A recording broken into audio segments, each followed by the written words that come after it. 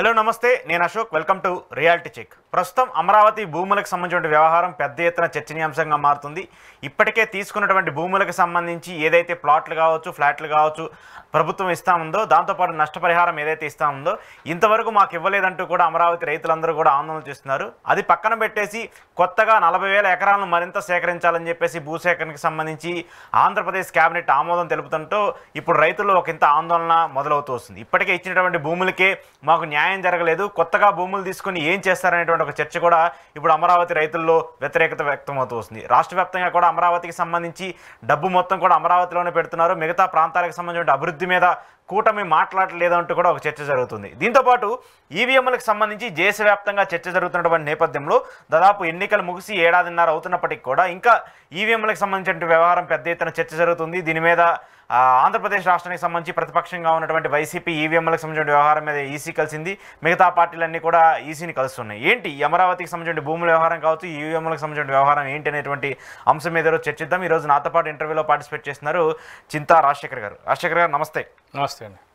అమరావతి అంటే 11 ఏళ్ల క్రితం ఏదైతే రాజధానికి అనౌన్స్ చేశారో అప్పటి నుంచి మీరు ఒక బోర్డు పట్టుకుని ప్రచారం చేస్తూనే ఉన్నారు. అసలు ఏంటి రాజధానికి సంబంధించిన వ్యవహారం ఏంటి, ఆ భూముల సేకరణ ఏంటి అనే చర్చ ఎప్పటి నుంచో మీరు మాట్లాడుతూ వస్తున్నారు. సో మీరు మాట్లాడుతున్నారు కానీ అధికారులు కావచ్చు, ప్రభుత్వం కావచ్చు పట్టించుకునే తీరైతే లేదు. కానీ మీరు మాట్లాడుతూ ఉన్నారు, మీ పోరాటం కంటిన్యూ చేస్తూనే ఉన్నారు.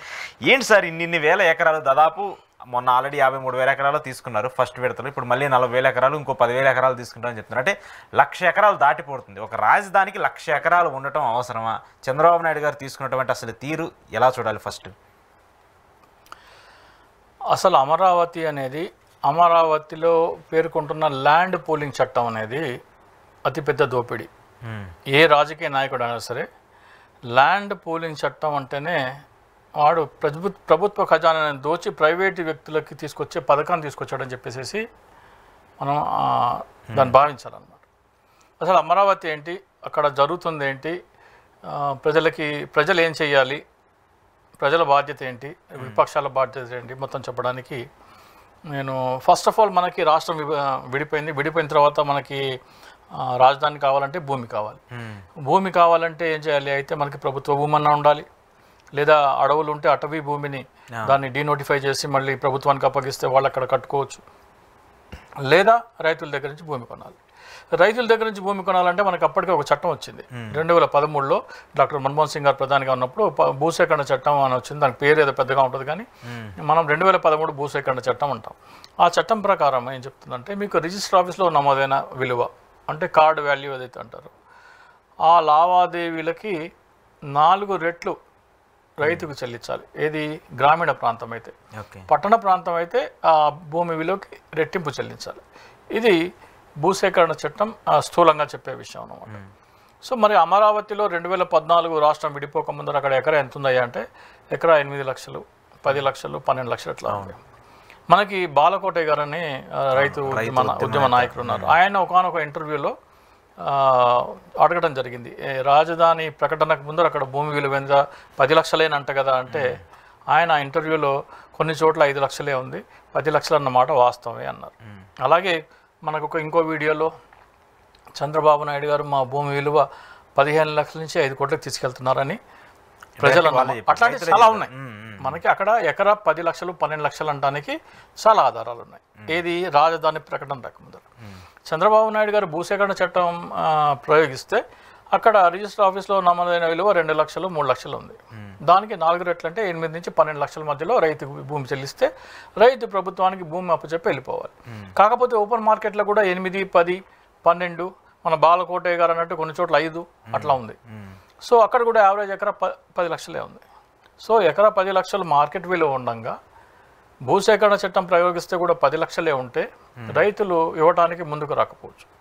సో వాళ్ళకి చంద్రబాబు నాయుడు గారు ఈ ల్యాండ్ పూలింగ్ చట్టం తీసుకురాకుండా, బాబు మరి భూసేకరణ చట్టం ప్రయోగిస్తే మీకు వచ్చేది 10 లక్షలే, మీకు ఎకరా 20 లక్షలు ఇస్తాను, మీరు భూమి రాజధానికి ఇచ్చేయండి అని ఒక ప్రతిపాదన చేయాల్సింది. అసలు ఫస్ట్ ఆఫ్ ఆల్ ప్రతిపాదన ఏం చేయాల్సింది, నాకు రాజధానికి 30,000 ఎకరాలు కావాలి, ఎకరా 20 లక్షల రూపాయలు నేను కట్టిస్తాను, ఎవరెవరు ఆసక్తి చూపిస్తున్నారు, మీకు 10 సంవత్సరాల టైం ఉంది, ఏడాదిన్నర మొత్తం రాష్ట్రంలో అందరి అభిప్రాయాలు తీసుకుని ఎక్కడైతే మనకి తక్కువ రేటుకి ఎక్కువ భూమి దొరుకుతుందో చూసుకుని డిసైడ్ చేయాలి. కానీ అప్పుడు ఏమవుతుంది, ప్రజలకు ఇక్కడ రాజధాని వస్తుంది అని తెలిసిపోతుంది చూచాయిగా. అది తెలియకూడదు, సీక్రెట్గా జరగాలి. అందుకని అటువంటి ప్రకటన ఏమీ చేయలేదు. సో ఆయన ఈ ప్రతిపాదన కూడా తీసుకురాలేదు. ఏమని, మీకు మార్కెట్ రేట్కి నేను డబ్బులు కట్టిస్తాను, రెట్టింపిస్తే మీ భూమి నాకు అప్పు చెప్పండి అనే ప్రతిపాదన కూడా తీసుకురాలేదు. కొంతమంది ఏమంటారు, మేము మాకు మార్కెట్ రేట్కి రెట్టింపించినా మాకు వద్దు, మేము వ్యవసాయమే చేసుకుంటాము అనే వాళ్ళు ఉంటారు, కొంతమంది చాలామంది ఉంటారు. సో మీరు వ్యవసాయం చేసుకుంటే రాజధాని ప్రాంతంలో మీరు ఎకరం ఇస్తే రాజధాని బయట 2 ఎకరాలు ఇస్తాను. ఇక్కడ ఏ ఏ పంటలు పండుతున్నాయో ఆ పంటలే మీరు పండించుకోండి, బయట పండించుకోండి. ఓకే అంటే అప్పుడు రైతులు ఎకరాకి 2 ఎకరాలు వస్తుంటే ఎవరు కాదంటారు, సంతోషంగా ఇస్తారు. మీ మార్కెట్ విలువకు డబ్బులు ఇస్తా అంటే ఎవరు కాదంటారు, ఇస్తారు. ఈ ప్రతిపాదన తీసుకురాకుండా చంద్రబాబు నాయుడు గారు ఈ ప్రతిపాదన తీసుకొచ్చారు. ల్యాండ్ పూలింగ్ అని ఒక చట్టం తీసుకొచ్చారు. అవును. ఈ ల్యాండ్ పూలింగ్ చట్టం ఏం చెప్తుందంటే, అర్థపడుతుందా? ఓకే. ఈ ల్యాండ్ పూలింగ్ చెప్తుంది, రైతు కనుక 1 ఎకరా భూమి ప్రభుత్వానికి ఇస్తే ఆ భూమిలో 1000 గజాల రెసిడెన్షియల్, 250 గజాల కమర్షియల్ ప్లాట్ రైతుకి ఇస్తామన్నారు. అలాగే 50% ఏమో 50% మన రోడ్లు, పార్కులు, అమ్యూనిటీస్, అలాగే పేదలకు ఇళ్ల పట్టాలు, అవన్నీ 50%లో చెప్పారు. ఇది బోను ప్రభుత్వానికి 25% మిగులుతుంది. రైతులకి 25%, రోడ్లు, భవనాలు, పార్కులు, అమ్యూనిటీస్కి 50%, ఇందులో పేదలకు ఇళ్ల పట్టాలు కూడా ఉంది 50%లో, ప్రభుత్వానికి 25%. సో చంద్రబాబు నాయుడు గారు ఏమన్నారంటే, ఈ రైతుల భూమి వాట విలువ ఏమన్నారో చంద్రబాబు నాయుడు గారు దానికి ఒక లెక్క చెప్పారు. ఆ విలువ ఎంత కట్టారో చంద్రబాబు నాయుడు చూద్దాం. ఒకసారి అది ప్లే చేయండి దయచేసి. చంద్రబాబు గారు బయట ప్లే చేయండి అమ్మ ఒకసారి. చంద్రబాబు నాయుడు గారు ఏం మాట్లాడారు, అమరావతి రైతులకు సంబంధించి, అమరావతి రాజధానికి సంబంధించి ఏం మాట్లాడారు అనేది కూడా ఒకసారి. అమరావతి పూర్తయి ఉంటే 2 లక్షల నుంచి 5 లక్షల కోట్ల రూపాయలు ప్రభుత్వానికి ఆస్తి మిగిలేది. ఆస్తి అంటే ఆదాయం వచ్చేది. ఇది చంద్రబాబు నాయుడు గారు అమరావతి పూర్తయి ఉంటే 2 లక్షల నుంచి 5 లక్షల కోట్ల రూపాయలు ప్రభుత్వానికి ఆస్తి మిగిలేది. ఆస్తి అంటే ఆదాయం వచ్చేది. 2 లక్షల నుంచి 5 లక్షల కోట్లు. ఇది చంద్రబాబు నాయుడు గారు ఎప్పుడు చెప్పారు, 2023లో చెప్పారు. ప్రభుత్వానికి మిగిలే ఆస్తి ఎంత, ఆస్తి మిగిలేదంట ప్రభుత్వానికి 2 నుంచి 5 లక్షల కోట్ల ఆస్తి మిగిలేదు అంటున్నారు. ప్రభుత్వానికి మిగిలేదు ఎంత, 25%. ఓకే. రైతులకి 25%. దీని విలువ 5 లక్షల కోట్లు అయినప్పుడు దీని విలువ ఎంత, ఖచ్చితంగా అంతే ఉంటుందిగా. అంతే ఉంటుందిగా. సో రైతులకి 5 లక్షల కోట్ల విలువైన భూమి ప్లాట్ల రూపంలో వెళ్తుంది. మీరు 34,600 చిల్లర ఎకరాలు మీరు సేకరించారు. సో మనం 35,000 ఎకరాలు అనుకుందాం, లెక్కేసుకోవడానికి ఈజీగా ఉంటుంది. మీరు ఎకరా 2013 భూసేకరణ చట్టం ప్రకారం రైతులకు ఇస్తే కనుక ఎకరా మీరు 10 లక్షల చొప్పున 35,000 ఎకరాలకి మీరు చెల్లించాల్సింది 3,500 కోట్లు. 3,500 కోట్లు ఎవరు ఇవ్వకపోతే కనుక 10 లక్షలకి రెట్టింపించినా కానీ 7,000 కోట్లు. 7,000 కోట్లతో మీరు భూమి మొత్తం కొనేసినట్టయితే రైతులకు అంగుళం భూమి కూడా ఇవ్వాల్సిన అవసరం ఉండదు కాదు. ఈ 5 లక్షల కోట్ల భూమి ఏమయ్యేటప్పుడు 5 లక్షల ప్రభుత్వ ఖజానా, అంటే ప్రభుత్వ ఖజానాకి రావాల్సిన 5 లక్షల కోట్లు మీరు రైతులకు బదిలీ చేస్తున్నారు. రైతులు ఎవరు, రైతులు నిజంగా రైతులేనా కాదా అనేది కూడా వస్తుంది. ఇంకోటి కౌలు, ఏటా కౌలు కూడా ఇవ్వాల్సిన అవసరం లేదు. ఏటా ఎకరాకి 50,000తో మొదలెట్టి 10% పెంచుకుంటూ పోతున్నారు. అది కూడా చాలా అయిపోయింది. 11వ సంవత్సరం ఇది. అది కూడా మీరు 100% రైట్స్తో మీరు ఎకరా 20 లక్షలు పెట్టి కొన్నట్టయితే అది కూడా మీకు ఖర్చు ఉండేది కాదు. సో చంద్రబాబు నాయుడు గారు ఒక ముఖ్యమంత్రిగా, ఎవరైనా సరే ముఖ్యమంత్రిగా ప్రమాణ స్వీకారం చేసేటప్పుడు ఏం చెప్తారు, భయం కానీ పక్షపాతం కానీ లేకుండా రాగద్వేషాలకు అతీతంగా నేను పరిపాలన సాగిస్తాను చెప్తారు. మీరు ఆంధ్రప్రదేశ్ ప్రజల కోసము మీరు ప్రయోజనాలు చూస్తారా, లేకపోతే రైతుల ప్రయోజనాలు చూస్తారా? ఇక్కడ కట్టేవేంటి భవనాలన్నీ ఎవరివి? ఇందులో కట్టేది హైకోర్టు కానీ, సెక్రటేరియట్ కానీ, అసెంబ్లీ కానీ. ప్రభుత్వ భవనాలంటే ప్రజలకు సంబంధించి. ఈ భూములలో ప్రజలకు సంబంధించిన ఆస్తి కడితేనే ఈ భూమి విలువ పెరుగుతుంది. ఎకరా 10 లక్షలు ఉండేది 5 లక్షల కోట్లు, 35,000 ఎకరాలు అంటే చంద్రబాబు నాయుడు గారు ఎకరా 14.5 కోట్లకి వెళ్తుంది. 35,000 ఎకరాలు 5 లక్షల కోట్లు డివైడెడ్ బై 35,000 వేస్తే 14,28 లక్షలు ఎంత అవుతుంది? 10 లక్షల కోట్ల భూమి ఇస్తే ప్రభుత్వానికి మీకు ప్రభుత్వం ఇచ్చే ప్లాట్ల ప్రతిఫలం విలువ 14,28 లక్షలు. అంత రేంజ్ పెరిగింది, అంత రేంజ్ పెంచిస్తున్నాడు. అదే నువ్వు 7,000 కోట్లు ఇచ్చేసినట్టయితే అంగుళం భూమి కూడా రైతుకి ఇవ్వాల్సిన అవసరం లేదు. ఈ డబ్బంతా 5 లక్షల కోట్లు ప్రభుత్వ ఖజానాకు వచ్చేది కదా. ఈ భూముల విలువ ఎందుకు పెరుగుతుంది? ప్రభుత్వ ఆస్తి ఇక్కడ కడితేనే కదా మీ భూమి విలువ పెరిగేది.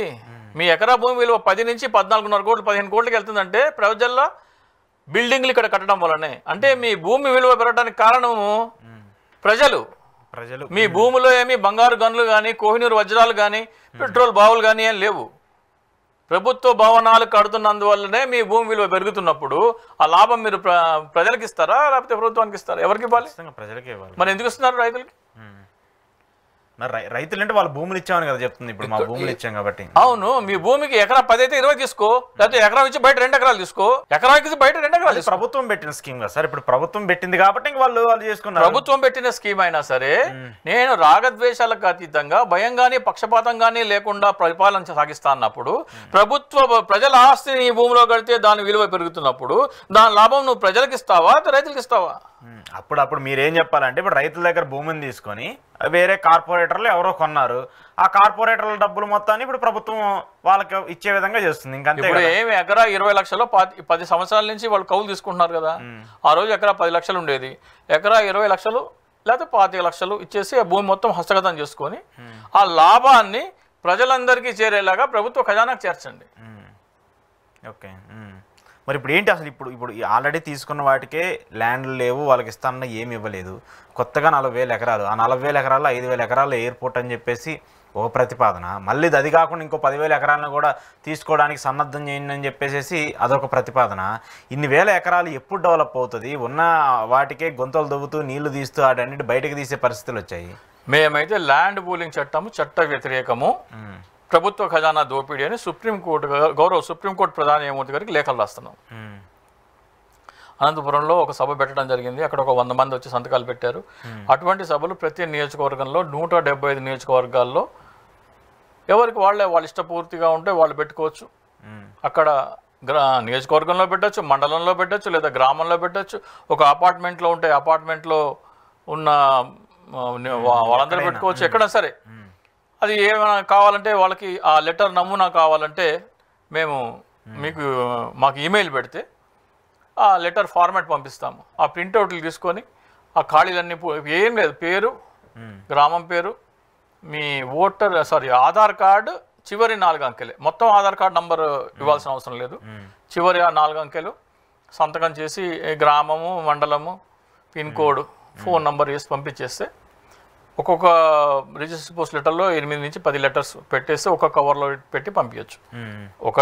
ఒకళ్ళే కావాలంటే ఒకళ్ళే పంపించచ్చు. ఇరుగు పొరుగు 2-3 ఉంటే 2-3, 10 మంది దాకా సంతకాలు సేకరించగలిగితే 10 దాకా. అది ఓకే, అది మీరు చేస్తున్నారు. ఇప్పుడు డెవలప్మెంట్ క్వాంటమ్ వ్యాలీ అని చెప్పేసి మొన్న ఏదో పెట్టారు. నెక్స్ట్ ఇంకోటి మీరు ఎన్నైనా తీసుకురండి. ఇన్ని చెప్తున్నారు కదా. ఇప్పుడు ఆల్రెడీ 1.5 year దగ్గరగా అవుతుంది. ఇప్పుడు ఈ డెవలప్మెంట్కి సంబంధించి, ఈ సీక్వెన్స్కి సంబంధించి రైతుల పరిస్థితి కావచ్చు, అసలు మిగతా ప్రాంతాల పరిస్థితి కావచ్చు, ఏంటి పరిస్థితి అసలు? మీరు ఎవరికైనా క్వాంటమ్ తీసుకురండి, టీసీఏ తీసుకురండి, లేకపోతే అమెరికా డొనాల్డ్ ట్రంప్ ఆఫీస్ తీసుకొచ్చి అమరావతిలో కట్టండి. ఆ లాభము ప్రతి పౌరుడికి చేరాలి. అది ఫస్ట్ డిసైడ్ చేయండి. మీరు ఎకరా ఆ రోజున 20 లక్షలు 10 లక్షలు ఉండేది, దానికి 20 లేదా ఇంకో 5 వేసి 25 ఇచ్చేసి అది మొత్తం ఆ లాభం మొత్తం ప్రభుత్వానికే రావాలి. ప్రైవేట్ వ్యక్తులకు కానీ భూములు ఇచ్చిన రైతులకు కానీ వెళ్ళడానికి వీలేదు. భూములు ఇచ్చిన రైతులు కూడా నష్టమేం పోవట్లా. ఆ రోజున ఎకరా 10 లక్షలు ఉంటే 25 లక్షలు తీసుకో. ఇప్పుడు పాలసీ తీసుకొచ్చే పరిస్థితి ఉండదు. ఆల్రెడీ మొత్తం అయిపోయింది కదా. ఎక్కడ అయిపోయింది? ఆల్రెడీ ప్రభుత్వానికి ఇచ్చేశారు. దాన్ని స్క్రాప్ చేయమంటున్నాం. ఎవరు డిసైడ్ చేసేది? రైతులు ఎందుకు ఒప్పుకుంటారు అప్పుడు? అవును, మీ చట్టం తీసుకురండి. రైతులు ఒప్పుకోరు కదా. ఒప్పుకోవాకండి. ఇప్పుడు అరవింద్ కేజ్రీవాల్ ఉన్నారు, ఒక చట్టం తీసుకొచ్చారు, ఢిల్లీ లిక్కర్ స్కామ్ అని. ఆ చట్టం ఏం చెప్తుందంటే ప్రభుత్వ డిస్ట్రిబ్యూటర్స్కి ఇవ్వాల్సిన కమిషన్ 5% నుంచి 12.5% పెంచారు. 5% నుంచి 12.5% పెంచారు. సో 7.5% ఎక్కడి నుంచి వెళ్తుంది? అది ఖజానా నుంచి వెళ్తుంది. అదే కేసు అరవింద్ కేజ్రీవాల్ది. ప్రభుత్వ ఖజానాకి రావాల్సిన ఆదాయాన్ని ప్రైవేటు వ్యక్తులకు బదిలీ చేయటమే అరవింద్ కేజ్రీవాల్ మీద ఉన్న కేసు. చంద్రబాబు నాయుడు కూడా ప్రభుత్వ ఖజానాకి రావాల్సిన ఆదాయాన్ని 2013 భూసేకరణ చట్టం కానీ లేకపోతే మార్కెట్ విలువకి రెట్టింపించి కానీ తీసుకురాకుండా రైతులకి ప్రభుత్వ ఖజానాన్ని ప్రజల వల్ల భూముల ఆస్తులు పెరుగుతున్న దాన్ని ప్రజలకి చేరనివ్వకుండా రైతులకి దోచిపెట్టే చట్టం తీసుకొచ్చాడు. కాబట్టి సిబిఐ ఎంక్వైరీ జరగాలంటున్నాం మేము. నంబర్ 1. నంబర్ 2, ఒకసారి ఒప్పందం జరిగిపోతే రైతులు ఎలా ఒప్పుకుంటారంటున్నారు. 2G స్పెక్ట్రమ్ కేసు ఏమైంది? 2G స్పెక్ట్రమ్ కేసు ఈ వాళ్ళందరూ పాడుకున్నారు, టెలికాం కంపెనీస్ అన్ని. ప్రభుత్వానికి రావాల్సిన దానికంటే తక్కువకే పాడుకున్నారని, ప్రభుత్వ ఆదాయానికి గండి కొట్టారని సుబ్రహ్మణ్య స్వామి కేసేస్తే ఆ ఒప్పందాలన్నీ రద్దు చేసి మళ్ళీ ఫ్రెష్గా పిలిచారు. ఇప్పుడు వీళ్ళు కూడా, రైతులు కూడా ప్రభుత్వంతో ఒప్పందం చేసుకున్నారు. ప్రభుత్వానికి 5 లక్షల కోట్ల నష్టం, 5 లక్షల కోట్ల నష్టం ప్రజలు ఎందుకు భరించాలి? ఈ 5 లక్షల కోట్లు అంటే ప్రతి పౌరుడికి దాదాపు సగటున 1 లక్ష రూపాయలు దోచి ఆ రైతులకి పంచడమే కదా ఇది. ఇంతకంటే పెద్ద మోసం. ఇంకొక విషయం, అక్కడ భూములు కూడా ఎకరా 20 లక్షల చొప్పున లోపల, ఎకరా 8 నుంచి మొదలయ్యి 8, 10, 12, 20 లక్షల లోపల 40% భూమి ప్రైవేట్ వ్యక్తులు కొనేశారు. ఎకరా 40 లక్షల చొప్పున దాదాపు 65-70% మంది కొనేశారు. 70 లక్షలు పెట్టి భూమి కొను, ప్రభుత్వానికి ఇవ్వు, నీకు ప్రభుత్వం ప్రతిఫలంగా 40 కోట్ల 30 లక్షల ప్లాట్లు ఇస్తుంది. ఇది ఆ స్కీమ్. ఇది आंध्र प्रदेश में आम चर्चा है कि यहां की सरकार की योजनाओं में घोटाले नहीं होते, बल्कि योजनाएं ही घोटाले के लिए बनाई जाती है। यहां नई राजधानी से लेकर अलग अलग परियोजनाओं में क्या क्या खेल हो रहे हैं, किसकी तिजोरियां भरी जा रही है, ये आंध्र प्रदेश की जनता भली भांति जानती है। ఏమన్నారు మోడీ గారు? మామూలుగా అయితే ఏదైనా పథకం ఉంటే ఆ పథకంలో అవినీతి జరుగుతుంది, కానీ ఆంధ్రప్రదేశ్లో అవినీతి చేయడం కోసమే పథకాలు రూపొందిస్తారు, అమరావతి కూడా అటువంటి పథకమే అంటున్నారు. అంటే స్వయాన ప్రధానమంత్రి కూడా ఆంధ్రప్రదేశ్ లో రూపొందించిన ఈ ల్యాండ్ పూలింగ్ చట్టము దోచుకునేందుకు రూపొందించిందని చెప్తున్నారు. మరి అయినా కానీ సిబిఐ ఎంక్వైరీ ఎందుకు వేయలేదు? ప్రధానమంత్రికి తెలుసు కదా, ఆయనకు తెలియకుండా ఏం లేదు. ఈ ల్యాండ్ పూలింగ్ చట్టం అంటే ప్రజలకి చెందాల్సిన ఆస్తి దోచి ప్రైవేటు వ్యక్తులకి పంచిపెట్టడం అనేది మోడీ గారికి కూడా తెలుసు. మరి ఈ రోజున ఇంతవరకు సిబిఐ కేసు ఎందుకు వేయలేదు? అందుకనే నేనేం చెప్తున్నానంటే ప్రజలందరికీ రిక్వెస్ట్ చేస్తున్నాను, మీ ఆస్తి దోచి అమరావతిలో భూములు ఇచ్చిన వాళ్ళకి దోచిపెట్టుకునే చట్టం కాబట్టి దీని మీద సిబిఐ ఎంక్వైరీ చేయమని దయచేసి లెటర్స్ రాయండి. మీకు లెటర్స్ కావాలంటే నేను ఫార్మాట్ పంపిస్తాను, దయచేసి నాకు ఈమెయిల్ పెట్టండి. నా ఈమెయిల్ ఐడి వచ్చేసేసి DICSOOCHI@gmail.com. దయచేసి అక్కడ డిస్ప్లే కూడా చేయించమని చెప్పండి. సో ఇవన్నీ మీరు లక్షల్లో కనుక రాస్తే ఖచ్చితంగా సిబిఐ ఎంక్వైరీకి ఆదేశించడం జరుగుతుంది. సిబిఐ ఎంక్వైరీకి ఆదేశిస్తే డెఫినెట్గా ఖచ్చితంగా కూడా ఇది చంద్రబాబు నాయుడు తిహార్ జైలుకి వెళ్ళక తప్పదు. ఎందుకంటే ఇక్కడ మీకు ఈ అసైన్డ్ ల్యాండ్స్ అని ఉంటాయి. అసైన్డ్ ల్యాండ్స్ ల్యాండ్ పూలింగ్ ఇవ్వకూడదు, దాన్ని 100% రైట్స్ ప్రభుత్వానికి. ప్రభుత్వ భూమిని కూడా మీరు ఎవరైతే కొంతమందికి ఇచ్చేసేసి మీరు ల్యాండ్ పూలింగ్కి ఇవ్వండి అని 2353 ఎకరాలు ల్యాండ్ పూలింగ్ అసైన్డ్ భూములు పూలింగ్కి ఇచ్చారు.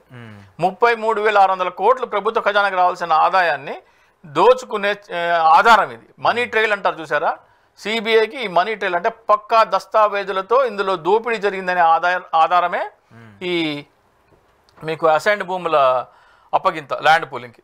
సో అది మీరు పెట్టిన మరుక్షణమే, అంతకుమించిన ఆధారం ఏమి ఉండదు ఇంకా. ఓకే ఓకే సరే, ఏంటి అమరావతికి సంబంధించిన అంశం చూసాం. ఈవీఎంలకు సంబంధించిన గొడవ ఎలక్షన్స్ అయిపోయి ఇన్ని రోజులు అవుతున్నా కూడా మళ్ళీ ఏదో ఒక చర్చ కూడా వస్తుంది. మీరు కూడా చాలాసార్లు ఈవీఎంలకు సంబంధించిన వ్యవహారం మీద మాట్లాడుతూ వచ్చారు. మొన్న వైసీపీ వాళ్ళు కావచ్చు చాలామంది మాట్లాడుతూ వచ్చారు, వాళ్ళు కూడా వెళ్ళారు. ఏంటి ఈవీఎంని ఉంచుతారా, ఓడబీకుతారా, ఏంటి దాని పరిస్థితి?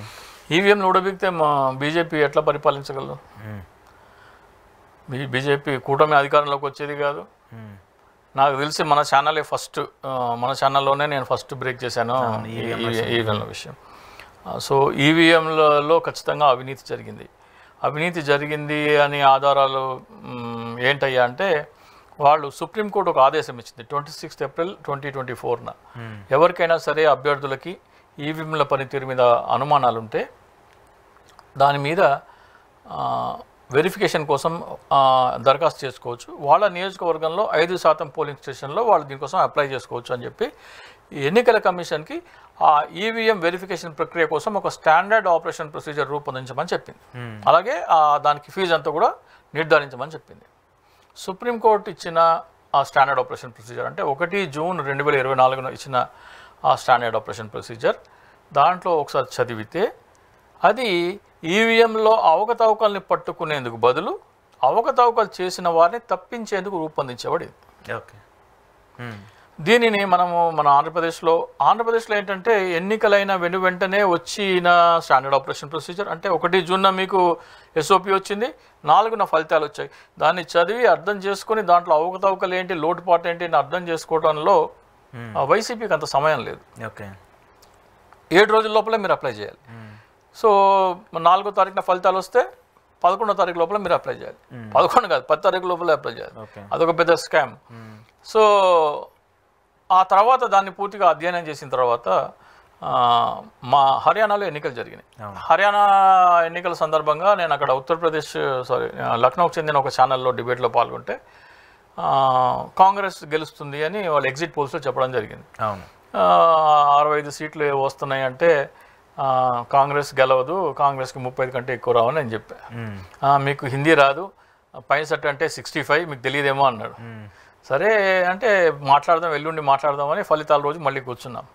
ఫలితాల రోజున పొద్దున్న 8:15కి కాంగ్రెస్ 72లో 90లో 72లో లీడింగ్. ఏంటండి 72లో లీడింగ్ ఉంటే మీరేమో ఓడిపోద్ది అంటున్నారంటే గంట ఆగండి అన్న. 37 పడిపోయింది, ఓడిపోయింది. వాడు ఎమ్మటే ఫోన్ చేయడం మొదలుపెట్టారు. ఏంటి ఎలా తెలుసు మీకు అంటే ఇలా చేస్తున్నారు. ఏం చేయాలి అంటే ముందు ఎస్ఓపిని ఛాలెంజ్ చేయండి. ఎస్ఓపిని ఛాలెంజ్ చేయమంటే మహారాష్ట్ర అయిపోయింది. మహారాష్ట్ర వాళ్ళు ఎస్ఓపి ఛాలెంజ్ చేశారు. మళ్ళీ ఈ లోపల హర్యానాలో ఎస్ఓపి ఛాలెంజ్ చేశారు. ఈ లోపల మహారాష్ట్ర ఎన్నికలు వచ్చాయి. మహారాష్ట్ర ఎన్నికలు కూడా తారుమారు అవుతాయని చెప్పాను. తారుమారండి. వాళ్ళు నాగ్పూర్లో మీటింగ్ పెట్టుకుంటే నన్ను పిలిచారు. ఏం చేయాలంటే ఇవన్నీ చేయాలని హర్యానా మహారాష్ట్ర వాళ్ళ అభ్యర్థులతో ఈ ఎస్ఓపిని ఛాలెంజ్ చేయడం జరిగింది. ఎస్ఓపిని ఛాలెంజ్ చేస్తే సుప్రీంకోర్టు చీవాట్లు పెట్టింది. చీవాట్లు పెడితే first of all supreme court justice Sanjiv Khanna ఏం చెప్పారంటే ఆయన పేజ్ నెంబర్ 37 పారా నెంబర్ 76Bలో ఈవీఎంల వెరిఫికేషన్ మైక్రో కంట్రోలర్ల వెరిఫికేషన్ ద్వారా చేపట్టాలి అని చెప్పారు. ఎన్నికల కమిషన్ ఆ మైక్రో కంట్రోలర్ వెరిఫికేషన్ ఎత్తేసింది మొత్తం. ఎస్ఓపిలో అసలు దానికి మెన్షనే లేదు, దాని ప్రస్తావనే లేదు. సుప్రీంకోర్టు ఏ పరీక్ష అయితే చేసి ఈవీఎంలో అవినీతి జరిగిందో లేదో నిర్ధారించమని చెప్పిందో ఆ వెరిఫికేషన్ ప్రక్రియ కోసం రూపొందించిన ఎస్ఓపిలో ఈ మైక్రో కంట్రోలర్ల పరీక్షే లేకుండా ఎత్తేసింది. ఓకే. అది ఫస్ట్. Second, data delete. ఈవీఎంల పరీక్ష కంటే ముందరే డేటా డిలీట్ చేస్తున్నారు. అది ఎలా చేస్తారు మీరు? డేటా డిలీట్ చేస్తే ఆధారమే డేటా మీకు. ఆ డేటా డిలీట్ చేసి ఇంకా మీరేం చేస్తారు? అది ఎలా చేస్తారు? అది కాకుండా మీరు వీవీప్యాట్ స్లిప్పులకు సంబంధించి మైక్రో మాక్ పోలింగ్ అని చేస్తున్నారు. మాక్ పోలింగ్లో అభ్యర్థి పేరు, అభ్యర్థి పార్టీ పేరు, అభ్యర్థి ఎన్నికల గుర్తు లేకుండా ఏదో మామూలు డమ్మీ అభ్యర్థి పేరు, డమ్మీ పార్టీ పేరు, డమ్మీ ఎన్నికల గుర్తుతో మాక్ పోలింగ్ చేస్తామంటున్నారు. అంటే ఒకవేళ మీరు ఈవీఎం కనుక ఒక ఆదేశం ఇచ్చారనుకోండి, మీకు ఫ్యాన్కు పడే ఓటు సైకిల్కి కానీ గాజు గ్లాసుకి కానీ కమలం పువ్వు కానీ బదిలీ చేయమని ఆదేశం ఇస్తే ఈ గుర్తులు ఈ పార్టీ పేర్లు మాక్ పోలింగ్లో ఉండనే ఉండవు. ఓకే. మాక్ పోలింగ్లో మీరు ఇచ్చిన ఆదేశాలకి అనుగుణంగా అది పట్టుకోవాలంటే ఆ గుర్తులు ఆ పేర్లే ఉండవు మాక్ పోలింగ్లో. ఇది ఎలా చేస్తారంటే బాగా చివాట్లు పెట్టింది సుప్రీంకోర్టు. అలాగే అభ్యర్థి అక్కడి నుంచేమో ఎన్నికల సంఘం నుంచి ఒక ఇంజనీర్ వస్తాడు, అభ్యర్థికి ఏమో ఏమీ తెలియదు. వెరిఫికేషన్ అంటే మైక్రో కంట్రోల్ వెరిఫికేషన్ అంటే అభ్యర్థికి ఏం తెలియదు. మరి ఆయనకి ఎట్లా అంటే టెక్నికల్ ఎక్స్పర్ట్ని అభ్యర్థి కూడా తీసుకెళ్లే వెసులుబాటు కావాలని మేము అడిగాం. దాన్ని కూడా ఒప్పుకున్నారు. అలాగే ఫీజు మీరు ఒక నియోజకవర్గం పోటీ చేయాలంటే 10,000 డిపాజిట్ కట్టాలి. కానీ ఒక అభ్యర్థి ఒక పోలింగ్ స్టేషన్ ఈవీఎం వెరిఫికేషన్ చేయాలంటే 47,200 ఫీజు పెట్టారు. అది కూడా చాలా ఎక్కువ ఉందంటే చాలా డ్రాస్టికల్గా తగ్గించమని చెప్పినప్పటికీ దాన్ని కేవలం 23,200కే తగ్గించడం జరిగింది. అది సగమే చేసింది. దాన్ని 2,000కు 3,000కు తీసుకురావాలని మళ్ళీ పిటిషన్ వేస్తున్నాం. సో ఈ 5 అంశాలు గత ఎస్ఓపి అంటే 1 జూన్ 2024న మేము జారీ చేసిన ఎస్ఓపిలో మా తప్పు ఉంది. సుప్రీంకోర్టు ఆదేశాన్ని మేము ఉల్లంఘించాము. సుప్రీంకోర్టు ప్రిస్క్రైబ్ చేసిన పరీక్షని మేము విస్మరించాము. ఆ పరీక్ష మేము చేయలేదు కాబట్టి ఇప్పుడు కొత్త ఎస్ఓపిలో అవన్నీ చొప్పించి కొత్త ఎస్ఓపి జారీ చేయడం జరిగింది. మేము 10 అంశాలు లేవనెత్తితే 5 అంశాలు తలొగ్గింది. ఇంకా 2 అంశాలు గనక తల వంచితే ఎన్నికల్లో ఎటువంటి మీకు ఈవీఎంల ట్యాంపరింగ్ జరగడానికి వీల్లేదు. మేము అడిగేది ఏంటంటే అయితే ఆ 2 మీరు యాక్సెప్ట్ చేయండి, లేకపోతే బ్యాలెట్ పేపర్ ఎన్నికలు పెట్టండి. బ్యాలెట్ పేపర్ అది లేదు, అవి రెండు చేయమంటే బ్యాలెట్ పేపరే పెడతారు వాళ్ళు. మేము ఏవైతే 2 ఇప్పుడు మెయిన్ దాంట్లో ఏంటంటే మైక్రో కంట్రోలర్ల వెరిఫికేషన్లో ఏం చేస్తుందంటే సుప్రీం వాళ్ళు ఈ మాక్ పోలింగ్లో ఏం చేస్తారంటే మరొకసారి పోలింగ్ చేస్తారు. ఆ మాక్ పోలింగ్లో వచ్చిన వీవీప్యాట్లు లెక్క పెట్టి మాక్ పోలింగ్లో వచ్చిన ఈ ఈవీఎం ఫిగర్స్ ఉంటాయి కదా, ఆ 2 టాలీ చేసి చూపిస్తామంటున్నారు. దేంట్లో మాక్ పోలింగ్లో.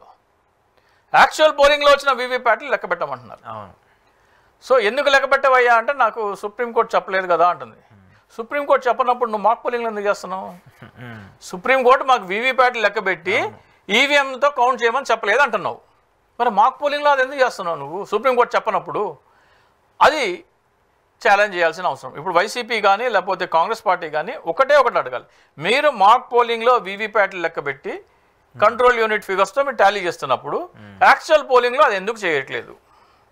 ఓకే, అది చేస్తే దొరికిపోతుంది, ఈజీగా అర్థమైపోద్ది. అది మేము చేయమంటున్నారు వాళ్ళు, ఎట్టి పరిస్థితుల్లో చేయమంటున్నారు. ఇప్పుడు మీరు పోలింగ్ బూత్లో పోలింగ్ స్టార్ట్ కాకముందర మీరు మాక్ పోలింగ్ చేస్తారు. మాక్ పోలింగ్ చేస్తే అప్పుడు కూడా వీవీప్యాట్లను ఈవీఎం ఫిగర్స్ లెక్క పెడతారు. అంటే ఎన్నికల ప్రక్రియ కంటే ముందర జరిగే మాక్ పోలింగ్లో కూడా వీవీప్యాట్లు ఈవీఎం ఫిగర్స్ టాలీ చేస్తామంటున్నారు. ఆ తర్వాత అభ్యర్థి ఈవీఎం వెరిఫికేషన్ కోసం వస్తే అందులో మాక్ పోలింగ్లో చేస్తామంటున్నారు. కానీ యాక్చువల్ వెరిఫికేషన్లో ఎన్నికల్లో వచ్చినవి మాత్రం మేము ముట్టుకోవడానికి కూడా వాళ్ళ ఇవ్వట్లేదు. అంటే కాల్ చేస్తున్నారు, కాల్ చేశారు అది అనేది కూడా ఉంది కదా. కాల్ చేస్తున్నారు, డేటా డిలీట్ చేసేవాడు, దాని ఏమి కాల్చట్లేదు, కానీ అది మేము లెక్క పెట్టమంటున్నారు. సో అది ఇదొకటి. ఇప్పుడు మొన్న వైవి సుబ్బారెడ్డి గారు ఒక రిప్రజెంటేషన్ ఇచ్చారు. దాంట్లో ఏం తప్పులు జరుగుతున్నాయో చెప్పారు. దానికి పరిష్కారం ఏంటో చెప్పాలి కదా. ఇప్పుడు ఏ రాజకీయ పార్టీ అయినా సరే మాకు ఈ తప్పులు జరుగుతున్నాయని చెప్తున్నాయి, కానీ ఈ పరిష్కారం ఏంటో చెప్పట్లేదు. ఇప్పుడు దాంట్లో 12% పోల్ అంటే నిన్న సాక్షి ఛానల్ కూడా చేశారు, ప్రోగ్రామ్ చేశారు. సాయంత్రం 6 గంటలకిను లెక్కింపు రోజుకి వచ్చిన డిఫరెన్స్ 12% తేడా ఉందని 12.54% తేడా ఉందని చెప్తున్నారు. దానికి పరిష్కారం ఏంటి? సో ఎన్నికల కమిషన్కి మేము ఒక ఇదే మహారాష్ట్ర, హర్యానా, బీహార్లో ఎన్నికలు జరుగుతున్నాయి కాబట్టి బీహార్ అభ్యర్థుల చేత కూడా ఒక పిటిషన్ వేయించడం జరిగింది. ప్రతి ఒక్క ప్రిసైడింగ్ ఆఫీసర్కి ఒక ట్యాబ్ ఇవ్వాలి. ట్యాబ్ ఇచ్చిన తర్వాత ఆయన పోలింగ్ స్టేషన్లోకి రాగానే ఆ ట్యాబ్లో కేవలం ఒకే ఒక యాప్ ఉండాలి, ఈ ఎన్నికలకు సంబంధించింది, ఇంకా వేరే ఏ యాప్ ఉండకూడదు. ఆయన రాగానే ఆ ఈవీఎం నంబరు, ఈవీఎంలో 3 ఉంటాయి, control unit, ballot unit, VVPAT, ఆ 3 నంబర్ ఎంటర్ చేస్తారు. అలాగే అభ్యర్థులు ఎవరైతే ఉన్నారో వాళ్ళందరి ఫోన్ నంబర్స్, ఈమెయిల్ ఐడీస్ కూడా ఆ యాప్లో స్టోర్ చేస్తారు. ఇది కావాలంటే 1 డే బిఫోర్ కూడా చేసుకోవచ్చు. వాళ్ళకి ఏ రోజునైతే ఏ పోలింగ్ స్టేషన్కి వెళ్ళాలని ఆదేశిస్తారో అక్కడ కూడా ఆ నియోజకవర్గం వాళ్ళందరూ కలిసి మీ అభ్యర్థులు వీళ్ళ ఫోన్ నంబర్స్ ఇవి, వాళ్ళ ఈమెయిల్ ఐడీస్ ఇవని అందరూ ఎంటర్ చేసి 1 డే బిఫోర్ అయినా చేసుకోవచ్చు, లేకపోతే పోలింగ్ స్టేషన్లో వచ్చిన తర్వాత చేసుకోవచ్చు. పోలింగ్ స్టార్ట్ అయిపోయిన తర్వాత ప్రతి గంటకు ఒకసారి ప్రిసైడింగ్ ఆఫీసర్ ఏం చేస్తారంటే ఒక 2 నిమిషాలు పోలింగ్ ఆపేసేసి ఇప్పటి వరకు జరిగిన పోలింగ్ ఇన్ని ఓట్లు పోల్ అయ్యాయి, 111 పోల్ అయ్యాయి అని గట్టిగా చదివి ట్యాబ్లో ఫీడ్ చేస్తారు, ఎంటర్ చేస్తారు. అప్పుడు బూత్ ఏజెంట్లు అందరూ రాసుకుంటారు, ఫస్ట్ అవర్ 111. అట్లా ప్రతి గంటకు ఒకసారి ట్యాబ్లో ఫీడ్ చేయాలి. ట్యాబ్లో ఫీడ్ చేసిన మరుక్షణము ఎన్నికల కమిషన్ డేటాబేస్లో అప్లోడ్ అయిపోతుంది ఇమీడియట్గా, విత్ ఇన్ 1 సెకండ్ అక్కడ స్టోర్ అయిపోద్ది. సో దాన్ని మార్చడానికి లేదు. ఎన్నిక సమయం అంటే సాయంత్రం 6 గంటలకి ఎన్నికలు మూసేస్తున్నారు అనుకోండి, సాయంత్రం 5:50కి పోలింగ్ ఆపేసేయాలి.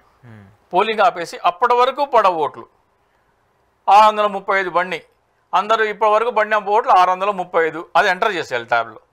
ఎంటర్ చేసేసి బూత్ ఏజెంట్లు, ఎన్నికల సిబ్బంది అందరూ బయటకు వచ్చేసేయాలి, తలుపు దగ్గరికి వేసేయాలి, గడియ పెట్టాలి, తాళం వేయాల్సిన అవసరం లేదు, గడియ పెట్టాలి, 6 గంటల వరకు వెయిట్ చేయాలి. ఎవరైనా క్యూలో ఉంటే లేకపోతే ఇబ్బంది లేదు, ఎవరైనా క్యూలో ఉంటే వాళ్ళకి టోకెన్స్ ఇష్యూ చేయాలి. టోకెన్స్ ఎంత సైజు ఉండాలి? A4 ఇంత ఉండాలి, A4 సైజులో పావు వంతు, దాని మీద టోకెన్ నంబర్ రాయాలి. టోకెన్ నంబర్ రాసి ప్రిసైడింగ్ ఆఫీసర్ సంతకము, సీలు ఇచ్చి టోకెన్ నంబరు 635 వరకు ఇక్కడ ఫీడ్ చేశారు కదా, 636 నుంచి టోకెన్ నెంబర్ ఇవ్వాలి. 636 నుంచి 6 గంటల వరకు, అంటే 6 అయితే 6 అవ్వచ్చు, 7 అయితే 7 అవ్వచ్చు, క్లోజింగ్ టైం ఏదైతే అంతవరకు ఉన్న వాళ్ళందరినీ ఆ టోకెన్లు ఇచ్చి చేసి ఆ లాస్ట్ టోకెన్ నంబర్ 6 గంటలకి 636 నుంచి ఇచ్చారు కదా, 650 మంది ఉందనుకోండి, 685 ఎమ్మటే ట్యాబ్లో ఎంటర్ చేయాలి లాస్ట్ టైం వరకు. ఇంకా అది మార్చడానికి లేదు. ఆ తర్వాత లోపలికి వెళ్ళి ఎవరికైతే టోకన్లు ఇచ్చారో వాళ్ళందరినీ ఓట్లకి అలౌ చేయాలి. వాళ్ళందరినీ లోపలికి అలౌ చేసే ముందర 6 గంటలకి లాస్ట్ టోకెన్ ఇష్యూ చేసిన తర్వాత 636 అంటే ఫస్ట్ ఓట్ స్లిప్ ఉన్న వాళ్ళని ఫస్ట్ వాడి దగ్గర నుంచి ఇలా పట్టుకోమనాలి. టోకెన్ నెంబర్ అలా పట్టుకుంటే వాడి ఫేస్ టోకెన్ నంబరు కనపడేలాగా లాస్ట్ మనిషి వరకు వీడియో తీయాలి. వీడియో తీసి ఎమ్మటే దాన్ని అప్లోడ్ చేయాలి ట్యాబ్ ద్వారా. అది కూడా అంటే క్యూలో ఎంతమంది ఉన్నారో ఎంతమంది అది కూడా మీకు ఎన్నికల కమిషన్ డేటాబేస్లోకి వెళ్ళిపోతుంది. లోపల రాగానే ఎంతమందికి టోకన్లు ఇచ్చారో వాళ్ళందరినీ ఓట్లు ఇవ్వాలి. ఓట్లు వేసి అయిపోయిన తర్వాత ఎన్నికలు క్లోజ్ అయిపోతుంది కదా, అప్పుడు బ్యాటరీ పర్సంటేజ్ ఫీడ్ చేయాలి. ట్యాబ్లోనే ఫీడ్ చేయాలి బ్యాటరీ పర్సెంట్ కూడా ట్యాబ్లో ఫీడ్ చేసిన తర్వాత అప్పుడు ఎన్నికలు సమాప్తం అయిపోయినట్టు. అప్పుడు ఫామ్ 17C ఇష్యూ చేయాలి. ఎన్నికల్లో ఎవడో ఇవ్వట్లేదు ఫామ్ 17C, ఈ ట్యాబ్లోనే ఫామ్ 17C జనరేట్ అవుతుంది. ఫామ్ 17C జనరేట్ అయిన ఫామ్ 17C అభ్యర్థుల ఫోన్ నంబర్కి ఈమెయిల్ ఐడికి వెళ్ళిపోద్ది. ఫామ్ 17C ఇంకేమీ ఆన్లైన్ అయిపోద్ది. మీరేమో ఎన్నికలేమో హైటెక్ విధానాలు చేస్తారా, మీ ప్రక్రియ అంతా మీరు మాన్యువల్ చేస్తారా, దీంట్లో ట్యాబ్ తీసుకురండి. అప్పుడు ఏమైపోతుంది, ఫామ్ 17C మొత్తం క్లియర్గా తెలిసిపోతా మీకు 6 గంటలకి 6:05 కల్లా రాష్ట్రంలో ఏ పోలింగ్ స్టేషన్లో ఎన్ని ఓట్లు పడినాయి మీకు తెలిసిపోద్ది. రాత్రి 1 గంట దాకా 2 గంటల దాకా మీరు చేసుకోండి పోలింగ్. టోకన్లు ఎంతమందికి ఇచ్చావో 6 గంటలకు ఫీడ్ చేసేది. అలాగే మీ పోలింగ్ స్టేషన్లో మొత్తం ఓటర్ల సంఖ్య కంటే 10% కంటే ఎక్కువ మంది లైన్లో ఉంటే ఆ ఓటింగ్ని కౌంటర్మైండ్ చేయండి. అంటే అది ఉద్దేశపూర్వకంగా చివరి నిమిషంలో గందరగోళం సృష్టించడం కోసం చివరి నిమిషంలో వచ్చారు వాళ్ళు. కాబట్టి 10% కంటే ఎక్కువ మంది 6 గంటల తర్వాత క్యూలో ఉంటే ఆ ఎన్నికలు కౌంటర్మైండ్ చేసి మళ్ళీ రీపోలింగ్ అంటే కౌంటర్మైండ్ అవుతుందని తెలిసి ఎవడో దానికి మళ్ళీ గందరగోళం చేయడం కూడా రాడు. సో మీరు ఎప్పుడైతే అభ్యర్థికి వెళ్ళిపోతాయో అభ్యర్థి ఈ ప్రతి పోలింగ్ స్టేషన్ది ప్రింట్అవుట్ తీసుకుంటాడు. ఫామ్ 17C కౌంటింగ్ సెంటర్కి వెళ్ళే రోజున స్పైరల్ బైండింగ్ చేస్తాడు. దాన్ని స్పైరింగ్ బైండింగ్ చేసి right polling station number 1 EVM నెంబర్లో చెప్పు బాబు, కంట్రోల్ యూనిట్ ఎంత, బ్యాలెట్ యూనిట్ ఎంత, వివిప్యాట్ సీరియల్ నెంబర్ ఏంటి, అన్ని టెక్కి పెట్టుకుంటాడు. బ్యాటరీ పర్సంటేజ్ ఆ రోజు ఎంత ఉంది బాబు చెప్పు, ఆ రోజున 56% ఉంది, అరే ఇప్పుడు ఏంటి 99% ఉంది, పక్కన పెట్టేది 99% ఎట్లా పెరుగుద్ది, పక్కన పెట్టి ఆ రోజున మీరు ఫీడ్ చేశారు కదా 56%, ఈ రోజున 99% చూపిస్తుంది. దీని సంగతి పక్కన పెట్టు. ఎవరైతే జెన్యూన్ ఉన్నాయో అవన్నీ కౌంటింగ్ అవ్వనివ్వండి. అప్పుడు ఏమవుతుంది, మీ దగ్గర ప్రతి పోలింగ్ స్టేషన్లో ఏం జరిగిందో క్లియర్ కట్గా అభ్యర్థి దగ్గర ఉంటుంది. ఆయన 17C మొత్తం స్పైరల్ బైండింగ్ చేయించి మొత్తం అన్ని పోలింగ్ స్టేషన్లు ఒక 4 కాపీలు తీసి పట్టుకొని చెక్ చేసుకుంటాడు. ఇప్పుడు ఫామ్ 17Cలో ఎవరి దగ్గర లేవు. సో ఇంత పకడ్బందీగా చేస్తేనే ఎన్నికలు సజావుగా సాగుతాయి. మీరు ఈవీఎంలతో చేయండి లేదా మీరు బ్యాలెట్ పేపర్తో చేయండి, ఈ ప్రక్రియను అమలు చేయండి అని రాజకీయ పార్టీలు కోరాలి, ప్రజలు కూడా కోరాలి. ప్రజలు కూడా ఏం చేయాలి, మాకు బ్యాలెట్ పేపర్ వద్దండి, మాకు ఈవీఎంలు వద్దండి, బ్యాలెట్ పేపర్ ఎన్నికలు కావాలని ప్రతి ఓటరు ప్రజావాణి ఉంటుంది కదా కలెక్టర్ ఆఫీస్లో ఎవ్రీ మండే ఒక అప్లికేషన్ ఇవ్వమండి, ఒక రిప్రజెంటేషన్ ఇవ్వమండి, నేను ఇది, నా పేరు ఇది, నా గ్రామం ఇది, నా ఓటర్ ఐడి కార్డు నంబర్ ఇది, నేను ఈవీఎంల ద్వారా ఎన్నికలకి నేను వ్యతిరేకము, నాకు బ్యాలెట్ పేపర్ ఎన్నికలు కావాలి అని ప్రతి ఒక్క పౌరుడు కలెక్టర్ ఆఫీస్కి ఒక రిప్రజెంటేషన్ ఇచ్చి దాని మీద అక్నాలెడ్జ్మెంట్ తీసుకుంటే ఆంధ్రప్రదేశ్ నుంచి వెళ్తుంది ఎన్నికల కమిషన్గా. ఆంధ్రప్రదేశ్లో ఎవడు ఈవీఎంలో వద్దంటున్నాడు. ఇప్పుడు మనం అవకతవకలు జరిగిపోయినాయి అంట, ఈవీఎంలు ఇలా అయిపోయిందంట అని బాధపడే బదులు ప్రజావాణికి వెళ్ళండి, ఒక రోజున ఎంఆర్ ఆఫీస్కి వెళ్ళండి, లేకపోతే ఎంఆర్ ఆఫీస్కి వెళ్ళి ఒక అప్లికేషన్ ఇవ్వండి, లేదా ట్వీట్ చేయండి, మాకు బ్యాలెట్ పేపర్ ఎన్నిక కావాలి, ఈవీఎంలు వద్దు అని ఎన్నికల కమిషన్ ట్యాగ్ చేస్తూ ట్వీట్ చేయండి. లేదా పంచాయతీలు ఉంటాయి కదా, పంచాయతీ తీర్మానం చేయండి. ఒక గ్రామంలో ఉంది, అక్కడ వాళ్ళందరూ మాట్లాడుకొని తీర్మానం చేసి ఆ తీర్మానం కాపీ ఎన్నికల కమిషన్కి ఒకటి, గౌరవ రాష్ట్రపతి గారికి ఒకటి పంపించండి. ఎందుకు జరుగుతాయి ఈవీఎం ఎన్నికలు? ఇది పరిష్కారం. అంటే మనకు సమస్యలు వెళ్ళి ఎన్నికల కమిషన్ దగ్గర చెప్పుకుంటే పరిష్కారం దొరకదు. పరిష్కారం ఇది, మాకు ఇలా కావాలి, మాకు ఇది కావాలి అని అడిగితే అప్పుడు ఎన్నికల కమిషన్ సమాధానం ఏముంటుంది? ఇప్పుడు ట్యాబ్లు ఇవ్వడానికి మీకు అభ్యంతరం ఏంటి? ఖర్చు అంటారు. బాబు ఇంత 50 కోట్లు ఖర్చు అయిపోద్ది అంటారు. 50 కోట్లు ఖర్చు అయితే రాష్ట్ర ప్రభుత్వం ఇస్తుంది. ఏ రాష్ట్రం ఎన్నికలు అయితే ఆ రాష్ట్ర ప్రభుత్వం ఇస్తుంది. ఆ రాష్ట్ర ప్రభుత్వం ఎన్నికలు అయిపోయిన తర్వాత ఏం చేస్తుంది? 10వ తరగతి పరీక్షలు అయి ఉంటాయి 2025లో. సపోజ్ ఇప్పుడు బీహార్లో ఎన్నికలు ఉన్నాయి, వాళ్ళకి అదే చెప్పాను నేను. 50 కోట్లు ఖర్చు అవుతుంది. 2025లో బిలో పావర్టీ లైన్లో 10th క్లాస్లో మెరిట్ ఎవరికైతే ఎక్కువ మార్కులు వచ్చారో వాళ్ళందరికీ పనిచేసేయండి. వాళ్ళకి ఇంటర్లో పనికి వస్తాయి ఆ ట్యాబ్ల తర్వాత. చేయాలనుకుంటే చాలా మార్గాలు ఉంటాయి, కానీ చేయాలా లేదా అనేదే ప్రభుత్వాలు ఆలోచిస్తుంటే. సరే, కంక్లూడ్ చేస్తూ చివరిగా పవన్ కళ్యాణ్ గారికి సంబంధించి అంటే నేను ఎందుకు పవన్ కళ్యాణ్ గారిని ప్రస్తావిస్తూ వస్తున్నానంటే, కూటమి గెలవడానికి చాలా క్రూషియల్ రోల్ ప్లే చేసినటువంటి వ్యక్తి. బీజేపీని కలపడంలో కావచ్చు, ఇదన్నిటిలో కావచ్చు, వీటన్నిటి విషయాలకు సంబంధించి. సో ఇప్పుడు ఆయన పనితీరు కావచ్చు, ఇక్కడ అభివృద్ధి చెందేస్తుంది, డబుల్ ఇంజిన్ సర్కార్ ఉంది కాబట్టి దూసుకుపోతుంది ఆంధ్రప్రదేశ్ అంటూ చెప్తున్నారు. దాంతోపాటు ఓడిపోయినటువంటి ప్రతిపక్ష పార్టీ గురించి పదే మాట్లాడుతూ వస్తున్నారు. ఏంటి పవన్ కళ్యాణ్ గారి తీరు కావచ్చు, ఆయన వ్యవహార శైలి కావచ్చు? ఇప్పుడు ఆయన కాకినాడలో రేషన్ బియ్యం ఎత్తిపోతుంటే సీజ్ ద షిప్ అన్నారు. ఇందాక మనం అమరావతి గురించి మాట్లాడాం. సీజ్ అమరావతి అనమనండి. 5 లక్షల కోట్ల అవినీతి జరుగుతుందని మీకు కళ్ళెదుట చెప్పాను నేను. పవన్ కళ్యాణ్కి కనుక నిజాయితీ ఉంటే, ఆయన అవినీతి చేయని వాడైతే, ఆయన నిఖార్సైన ప్రజాసేవ కోసం వచ్చిన వ్యక్తి అయితే దోపిడీ అరకట్టమనండి. అమరావతిలో ల్యాండ్ పూలింగ్ చట్టం అనేది ప్రభుత్వ ఖజానాన్ని దోచే చట్టము, నేను దీనికి వ్యతిరేకము అని స్టేట్మెంట్ ఇవ్వమనండి. మీకు వాటా ఉందా పవన్ కళ్యాణ్ గారు అమరావతిలో? అమరావతి దోపిడీలో పవన్ కళ్యాణ్కి వాటా లేకపోతే ఆ స్టేట్మెంట్ ఇవ్వమనండి.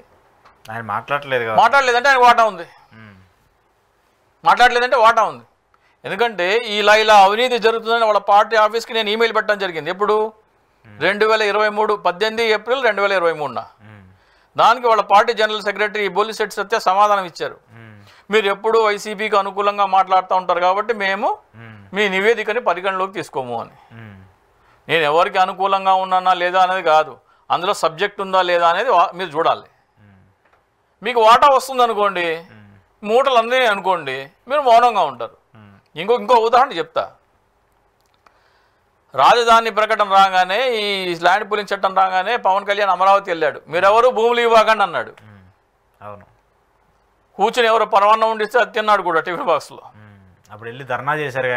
అయిపోయిన తర్వాత మళ్ళీ 6 నెలలకు మళ్ళీ వెళ్ళాడు. లేదు చంద్రబాబు నాయుడు పథకం చాలా బాగుంది అన్నారు.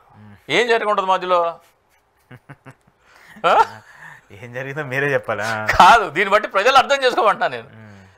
ప్రభుత్వ ఖజానా ల్యాండ్ పూలింగ్ చట్టం అంటేనే ప్రభుత్వ ఖజానాకి రావాల్సిన ఆదాయాన్ని ప్రైవేట్ వ్యక్తులకి దోచిపెట్టే చట్టము.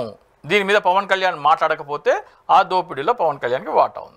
ఓకే, కానీ అంటే ఇప్పుడు మీరు ఇంకోటి అన్నారు, పవన్ కళ్యాణ్ ఏంటి పోరాటం గురించా? పోరాటం కావచ్చు, వైసీపీని పదే మాట్లాడటం కావచ్చు, ఇంకా రానివ్వం అని చెప్పేసి చెప్పడం కావచ్చు. ఇప్పుడు వైసీపీని 15 సంవత్సరాలు మీరు రానివ్వం మేమే అంటున్నారు. ఒకవేళ ప్రజలకు గనక, ఇందాక మనం అమరావతి అవినీతి మీద సుప్రీంకోర్టుకి లేఖలు రాయమని చెప్పాం కదా, ప్రజలందరూ రాసి స్పందించి 1 కోటి మంది రాశారనుకోండి, మీ ప్రభుత్వం ఉంటుందా ఉడతా చూసుకోండి. ముందు 15 సంవత్సరాల తర్వాత ఈ 4 సంవత్సరాలు ఉంటారా లేదా చూసుకోండి. మీరు చేసే పరిపాలన 80% మంది ఆంధ్రప్రదేశ్ ప్రజలకు ఆగ్రహంగా ఉన్నారు. వ్యతిరేకంగా కాదు, ఆగ్రహంగా ఉన్నారు. వాళ్ళల్లో ఈ ప్రభుత్వాన్ని దింపేద్దాం రా బాబు, ఇంటికి పంపించేద్దాం రా బాబు అనే కసి మొదలయ్యి అమరావతిలో అవినీతి చేస్తున్నారు, దీని మీద సిబిఐ విచారణ జరగాలని ప్రజలు లేఖలు రాస్తే చంద్రబాబు నాయుడు నారాయణ తిహార్ జైలుకి వెళ్తారు. వాళ్ళిద్దరు తిహార్ జైలుకి వెళ్తే తర్వాత ఎవరు లోకేష్ పవన్ కళ్యాణ్ అని గొడవ మొదలయ్యి ప్రభుత్వం కూలిపోయినా చెప్పలేము మనం. 15 సంవత్సరాల తర్వాత సంగతి. ఓకే, సో ఈ 4 ఏళ్ళు కంటిన్యూ అయితే సరిపోద్దంట. మహా గొప్ప అది. అలాగే పోరాటాల గురించి కూడా మాట్లాడుతున్నారు. పవన్ కళ్యాణ్ మాత్రం పోరాటాలు చేశారండి. పవన్ కళ్యాణ్ పోరాటాలు చేయలేదని పాపం వైసీపీ వాళ్ళు అందరూ అంటున్నారు, కానీ నేను దాన్ని ఒప్పుకోను. ఇప్పుడు జగన్మోహన్ రెడ్డి గారు 3000 కిలోమీటర్లు ఎంతో నడిచారంట పాదయాత్ర.